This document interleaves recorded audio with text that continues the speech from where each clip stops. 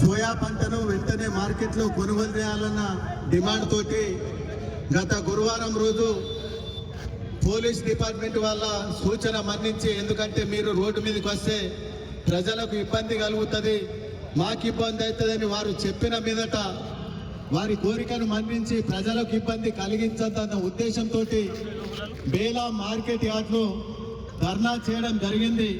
అట్టి ధర్నా సందర్భంగా తహసీల్దార్ గారికి ఫోన్ చేసి, సార్ మీరు ఎవరైనా ఆఫీసర్ తోటి హామీ ఇప్పించండి అని మేము కోరిన మీదట వారు మీటింగ్లో ఉన్నారు కాబట్టి డిప్యూటీ తహసీల్దార్ గారిని మార్కెట్ యార్డుకు పంపడం జరిగింది. అక్కడ సిఐ గారు ఉన్నారు, పోలీస్ డిపార్ట్మెంట్ వాళ్ళు ఉన్నారు.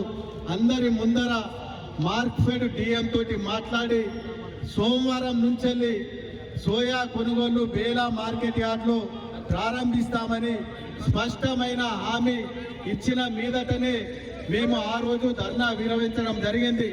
నేను దయచేసి పోలీస్ డిపార్ట్మెంట్ వారిని ఒకటే కోరుతా ఉన్నా, సార్ మీ మాట మన్నించి మేము ఆ రోజు మార్కెట్ యార్డ్లో ధర్నా వేసినాం, మీరు అధికారులతో మాట్లాడించిండ్రు, మీ రిక్వెస్ట్ ప్రకారం మేము మార్కెట్ యార్డ్లో ధర్నా వేసినప్పటికీ ప్రభుత్వంలో కానీ హయ్యర్ ఆఫీసర్ల దృష్టిలో కానీ చలనం రాలేదు. వాళ్ళు ఏదో మాట వరుసకు మాత్రమే హామీ ఇచ్చి ఆ హామీని ఆ రోజు అక్కడే మర్చిపోయారు. ఆ హామీ అమలు కాలేదు కాబట్టి ఈరోజు రైతులందరూ రోడ్డు మీదకి వచ్చిండ్రు. రైతుల తరఫున మేము కూడా రోడ్డు మీదకి వచ్చినాం. మాకు పోలీస్ డిపార్ట్మెంట్ తోటి వ్యతిరేకం కాదు, ప్రజలను ఇబ్బంది కలిగించాల్సిన ఉద్దేశం మాకు లేదు. మీ కోరిక ప్రకారం మేము మార్కెట్ యార్డ్లో కూర్చోవచ్చు, కానీ స్పందన ప్రభుత్వం నుంచి వస్తలేదు కాబట్టి రోడ్డు మీదకి వస్తే కనీసం ఇక్కడున్న ప్రజలందరికీ ఈ డిమాండ్ తెలుస్తుంది, మరియు ప్రభుత్వంలో చలనం వస్తుందన్న ఉద్దేశంతో ఈ రోజు మేము రోడ్డు మీద కూర్చున్నాం. కాబట్టి ప్రతిపక్షాలుగా మరియు రైతులు పాలక పక్షం ప్రజా వ్యతిరేక నిర్ణయాలు తీసుకున్నప్పుడు, ప్రజల కోసం అభివృద్ధి సంక్షేమ కార్యక్రమాలు చేపట్టినప్పుడు ఖచ్చితంగా రోడ్డు మీదకి వచ్చే హక్కు ప్రతిపక్షాలకు ఉంది. తమ కోరిక నెరవేరినప్పుడు రైతులు కూడా రోడ్డు మీదకి ఖచ్చితంగా వస్తారు. మీరు మా మీద ఈరోజు ఇక్కడికి వచ్చినందుకు మీకు పై అధికారుల నుంచి పోలీస్ డిపార్ట్మెంట్ నుంచి ఏమైనా ఒత్తిడి ఉంటే మా మీద కేసు బుక్ చేస్తే చేయండి సార్, మేము కేసులకు భయపడేది లేదు. ఒక్కటి కాదు 100 సార్లు అయినా ఈ రైతుల కోసం మేము జైలుకు వెళ్ళడానికి కూడా సిద్ధమే. ఎందుకంటే మేము దొంగతనం చేసో, పేకాట ఆడో, అసాంఘిక కార్యక్రమాలు చేసి మేము జైలుకు వెళ్ళడం లేదు. ప్రజల కోసం పోరాటం చేసి, ప్రజల పక్షాన ఉండి, రైతుల పక్షాన ఉండి పోరాటం చేసినందుకు మా మీద కేసులు బుక్ అయితే స్వచ్ఛందంగా మేము వస్తాం సార్. ఈ కార్యకర్తలందరి మీద కేసు బుక్ చేసినా మేము సంతోషంగా, మీరు ఎక్కడికి తీసుకెళ్తే ఏ జైలుకు పంపినా మేము వస్తాం.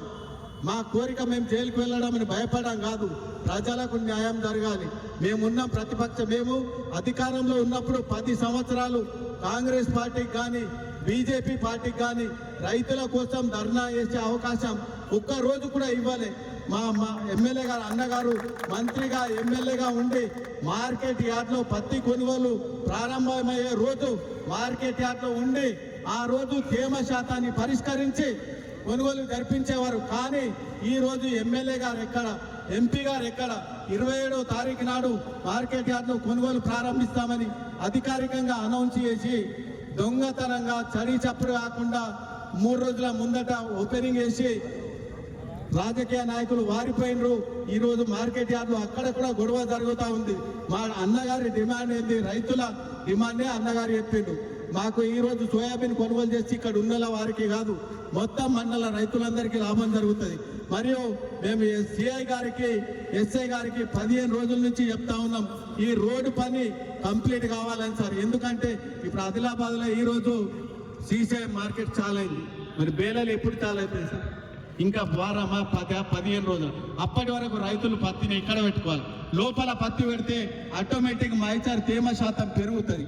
ఆ పెరిగిన తర్వాత ఇక్కడ ఎందుకు, ఇక్కడ ఇప్పుడు మేము ఆల్రెడీ సిఐ గారికి చెప్పినాం, నేషనల్ హైవే ఏఈ గారికి చెప్పినాం, ఆ కాంట్రాక్ట్ డిపార్ట్మెంట్ వాళ్ళకు కూడా చెప్పినాం, మీరు ఈ 1 కిలోమీటర్ ప్రాంతంలో రోడ్డు తొందరగా పూర్తి చేయండి. ఎందుకంటే ఇక్కడ 100-150 బైళ్ళు సీసీఐ చాలా రోజు వచ్చే లైన్ మీద ఉంటాయి కాబట్టి. అయినా అధికారులు కానీ, పోలీస్ డిపార్ట్మెంట్ వారు కానీ, నేషనల్ హైవే వాళ్ళు కానీ ఎవరు పట్టించుకోలే. ఈ రోజు అక్కడ రోడ్ అట్లనే ఉంది. రేపు సీసీఐ చాలా అయితే ప్రతి వెహికల్ అని ఎక్కడ పెడతారు సార్? కాబట్టి రైతులందరి కోరిక ప్రకారం సోయాబీన్ పంటను తేమ శాతం లేకుండా కొనుగోలు చేయాలి, మరియు ప్రతిని కూడా తేమ శాతం లేకుండా సార్ గారు చెప్పినట్టు నేషనల్ మార్కెట్ ఎంతన్నా రాని నవంబర్ మాసాంతం వరకు అదే తేమ శాతంతో కొనుగోలు చేయాలి. మరియు కిసాన్ యాప్ ని రద్దు చేయాలి సార్. బేలా మండలం సార్, మీరు కూడా ఒక ఆదివాసీ ముట్టి పెట్టారు. ఆదివాసీ రైతులకు స్మార్ట్ ఫోన్లు ఎందరికి ఉంటాయి సార్? కిసాన్ యాప్ ఒక ఆదివాసులు దాన్ని ఏ విధంగా ఆన్లైన్ చేసుకోగలుగుతారు? కిసాన్ యాప్ గురించి వాళ్ళు ఏ విధంగా స్లాట్ బుక్ చేసుకోగలుగుతారు? ఒకవేళ స్లాట్ బుక్ చేసుకున్న ఆదిలాబాద్ అంటే 18 జిన్నింగ్లు ఉన్నాయి, బేలలో ఒకటే జిన్నింగ్ ఉంది. రోజు 100 బండ్లు మాత్రమే కాటా చేస్తారు. ఆ 100 బండ్లలో మీరు ఏ విధంగా గుర్తించి ఎవరికి స్లాట్ బుక్ చేస్తారు సార్? రైతులు ఏ విధంగా దాన్ని ముందుకు తీసుకెళ్ళగలుగుతారు? మళ్ళా ఆ రోజు స్లాట్ బుక్ అయిన వాడికి వెహికల్ దొరకదు, వెహికల్ దొరికిన వాడికి స్లాట్ బుక్ కాదు. మళ్ళీ మార్కెట్ వచ్చిన తర్వాత తేమ శాతం ఎక్కువ ఉందని ఆ రోజు ఆ బండిని తీసే వాళ్ళు రిజెక్ట్ చేస్తే అప్పుడు ఆ రైతు పరిస్థితి ఏంది సార్? ఆ స్లాట్ బుక్ ఎటు పోతుంది? కాబట్టి మీరందరూ అధికారులతోటి మీరు మాట్లాడతారా?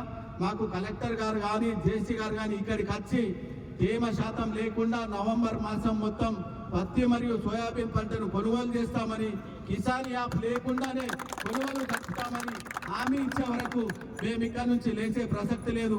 దయచేసి మా న్యాయమైన డిమాండ్కు పోలీస్ డిపార్ట్మెంట్ వాళ్ళు, రెవెన్యూ వాళ్ళు అందరూ సహకరించాలా.